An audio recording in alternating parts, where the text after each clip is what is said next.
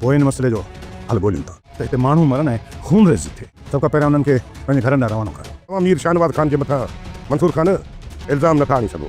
त हू हितां किथे वठी वेंदा? हे त हू हितां हथे ख़ाली कोन वेंदा। तूं पहिरियां जेके ॻोठ में चौराहनि ते पंहिंजा माण्हू बीहारिया आहिनि, जाफ़र तव्हां त इहो ई चाहियो था न।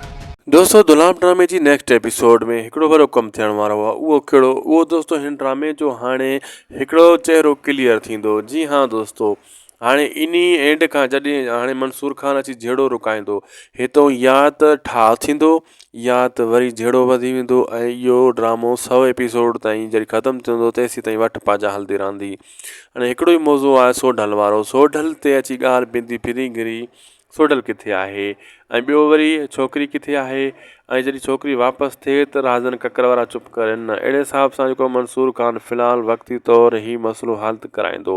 अॻिते हली जेको आहे उन्हनि खे टाइम ॾींदो हिकु अधु ॾींहं जो तव्हां मुंहिंजे लाइ, ऐं मुंहिंजे हिसाब सां जेको आहे न माठ कयो, मां इहो मसइलो तव्हांजो हल कराए ॾियां थो। राज़न ककर वारा चवंदा अॻे बि तो ते एतबार कयोसीं, हाणे बि तो ते एतबार न कंदासीं, तूं कूड़ो आहे। मंसूर ख़ान खे चवंदा ककर बार बार ककर इहा ॻाल्हि कंदो।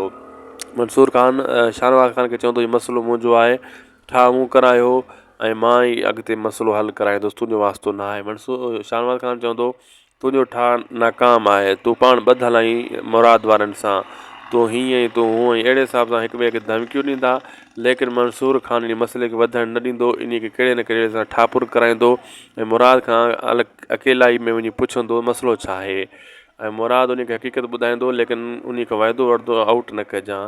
अहिड़े हिसाब सां मंसूर ख़ान इन मसइले ते क़ाबू पाए वेंदो। लाइक सब्सक्राइब शेयर ज़रूरु कंदा।